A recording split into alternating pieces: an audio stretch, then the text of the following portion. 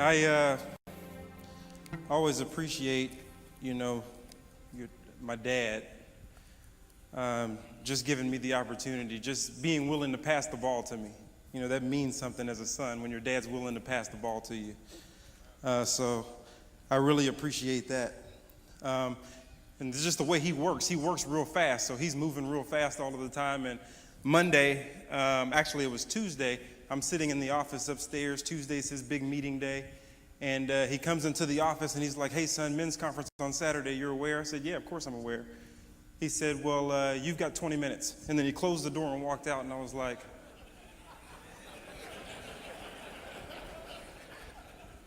but that's how dad will do you. They throw you in that fire. But I appreciate that he's willing to do that. 2006, I'm with the San Diego Chargers in training camp. And a week goes by in training camp, and after that week, you've already been through 16 practices, and you're tired, weary, beaten, bruised, bandaged up. It's that time of training camp where you can't see the light at the end of the tunnel because you still have another week before you play your first preseason game. So you're hitting the same people, and you know you have another 16 practices before you get to show off on the field. So we're kind of down, and that's the point of training camp where guys start talking about retirement and the whole deal. It's time for me to get out of here. But we also had one of the most motivating coaches of all time. And I remember one morning after a week went by, we were in meetings, 7 a.m. In training camp, you start at 6 a.m., you don't get back to your room till about 9 p.m. with 2 practices and meetings in the middle. But I remember this one early morning meeting. We were mumbling with each other, just kind of talking, and just kind of down and tired, just making it. And then the head coach enters the room. All goes quiet because the elephant has just entered the room. He goes by the name of Marty Schottenheimer, one of the greatest motivating coaches of all time, a genius. And this day he came into the meeting and he just began to pace up and down. For about 3 minutes, he just walked and he looked, and he had a grimace on his face, as to look right through us just to see what we were thinking. He was just kind of measuring us up. And he just stared and he paced, and he stared and he paced, and then he began to speak. He said, "Men, I did not just cast the net and hope that the good players that I need would fall into it to help me win a Super Bowl this season. You have been hand-selected, hand-picked, cherry-picked, chosen to be here by none other than myself. And I'm Marty Schottenheimer. I don't make mistakes with who I choose. You have been chosen for a specific position because you have a specific skill that I think will help us win a championship and get to our destiny in 2006. There's no better time than right now here with the San Diego Chargers. But in order to do that, even though I've constructed everything for success, you have to maintain the integrity of the uniform that you wear. If you don't maintain the integrity of that uniform, it doesn't matter that I'm Marty Schottenheimer and I've given you all these coaches and I've given you this playbook for success. All is null and void if you don't go out on the field and maintain your uniform's integrity. That's what you have to do. The time is right now for greatness. And there's no other time than right now because I've constructed it for your success. Now, what you need to do is stand up, go to the locker room and put on your helmet, strap on your pads, and meet me on the 50-yard line because the time is right now.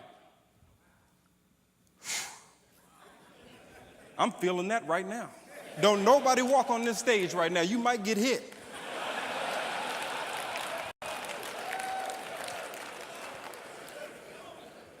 But one of the things that I thought about years later, that's a speech that you never forget. But one of the things that I thought about years later is, hasn't God said the same thing to me? He said, "I foreknew you and predestined you to be conformed to the image of my son so that he may be the firstborn of many brethren." Those who have been predestined have also been called. Those who have been called have also been justified. Those who have been justified have also been glorified. So then what then can you say if God is for you? Who can be against you?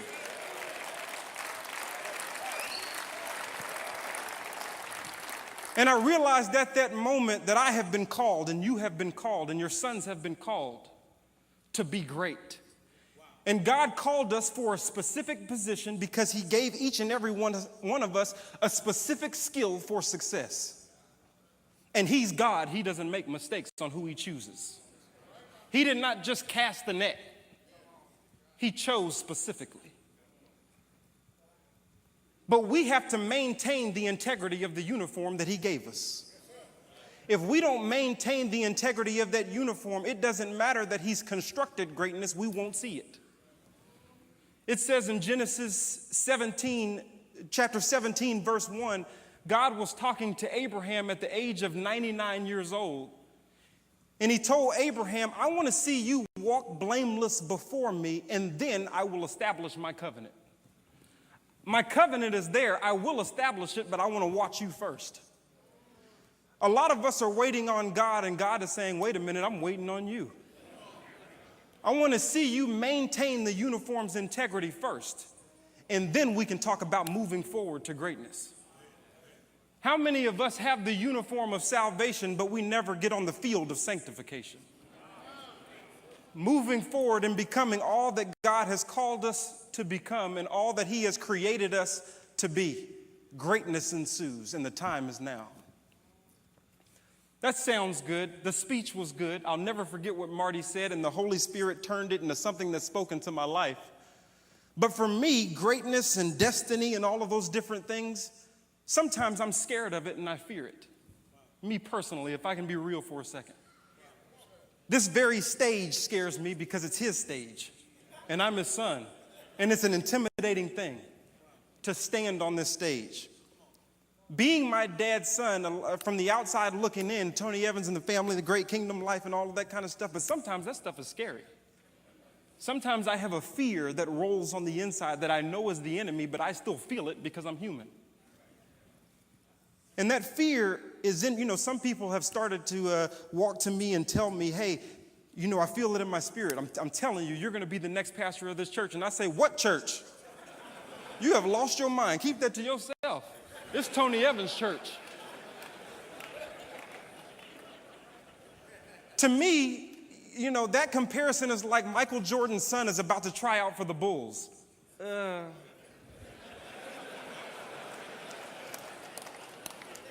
That doesn't quite work. It doesn't quite work.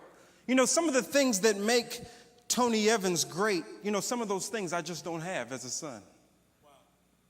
And it's scary because I watch him every day. But I can't force myself to have those things because I'm not him.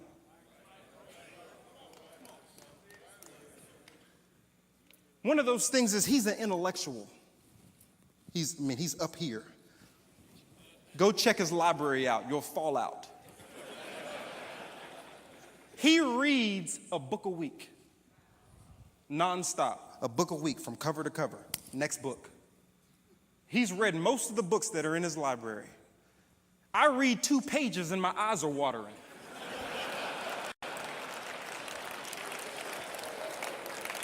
I don't have that.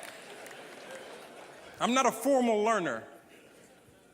He's in meetings all day, making something out of nothing. On Tuesdays, he's in meetings from 9 a.m. to 9 p.m. all day, just meeting with people, staying attentive, going and going and going and going and going. I'm in a meeting 5 minutes and I'm thinking about Puff the Magic Dragon.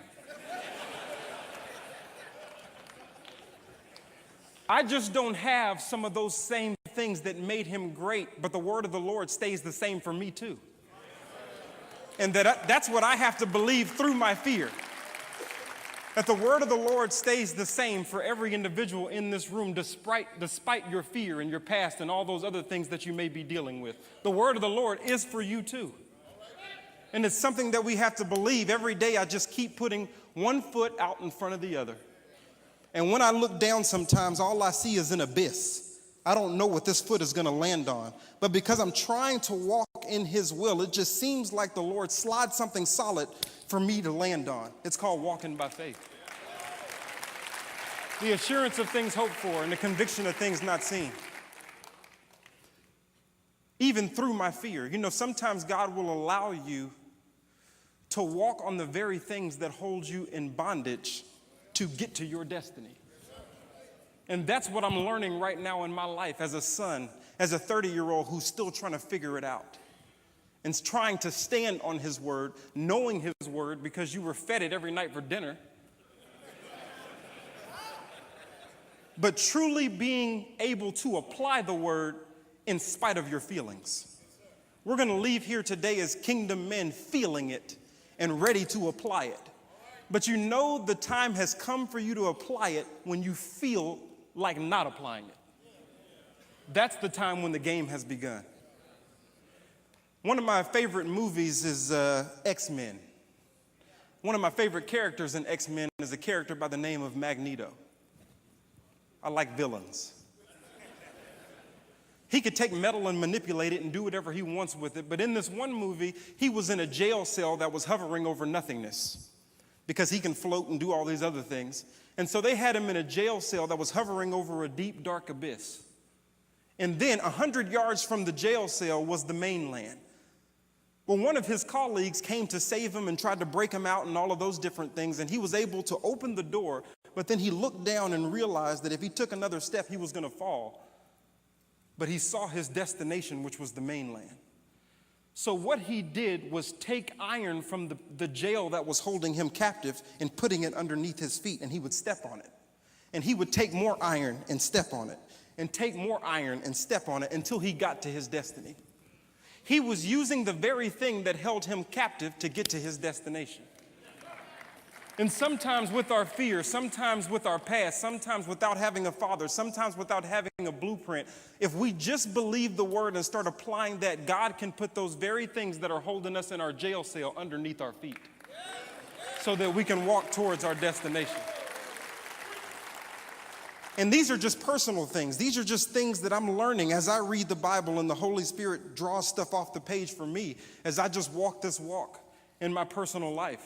In Genesis 18:19, the Lord is talking to Abraham, and he said, you have been chosen to lead your family after me so that I can fulfill my promise. Well, what was the promise to Abraham? I'm going to make a great nation. Well, that comes through a family. So he's telling Abraham to lead your family after me so that I can do what I said I was going to do. But you have to start by leading your family. One of the things that's great that God has blessed me with is a father that leads his family. We sit around the table every single night. Every single night we sat around that table, and he would just feed us a plate of wisdom. And even though we were missing the Cosby Show because of that plate of wisdom, I realize now that I'm older how much that means to have a dad that sits with his sons and daughters, and he gives him what he learned from his dad. You see, I don't see Two Daddy a lot. We call him Two Daddy, my dad's dad. I don't see Two Daddy a lot. But my mind is just like his because Two Daddy created a disciple, and my dad created a disciple. And now I hold that baton tight so that I can hand it to my son.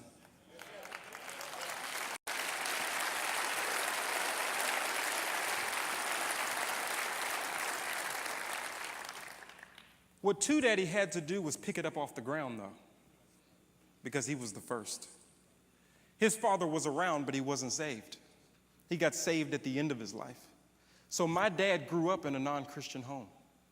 Two guys that I never met witnessed to Two Daddy that I'll never see. I don't know if they're here. I don't know if they're not alive anymore. I don't know where they are.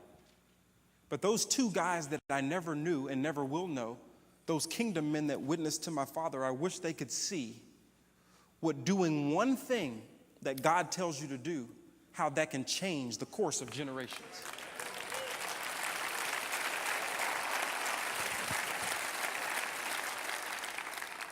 And now Two Dad is getting older, 83 years old. It's hard for me to see him walk with a cane now and not get around the same as I've always been able to see.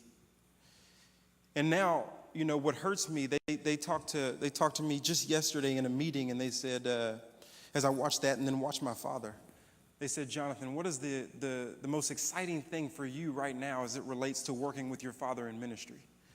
I said, I feel sorry for my siblings because I get to spend more time with them than they do.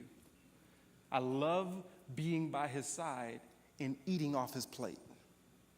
I love it, and I'm glad that I had the opportunity to do it.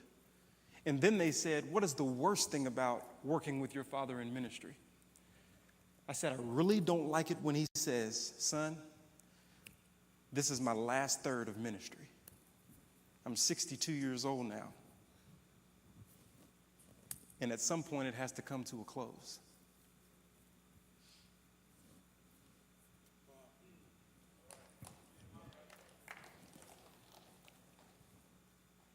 And then that's when the Holy Spirit told me, it's not coming to a close because you bear his name and you're just getting started.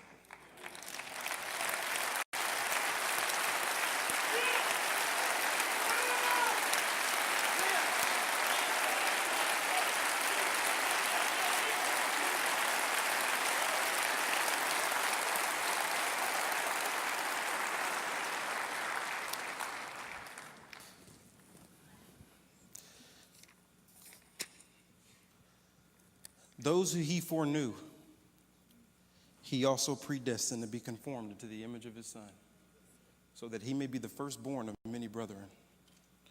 Those that he predestined, he also called. Those that he called, he also justified. And those that he justified, he also glorified. So what then can you say? If God is for you, who can be against you?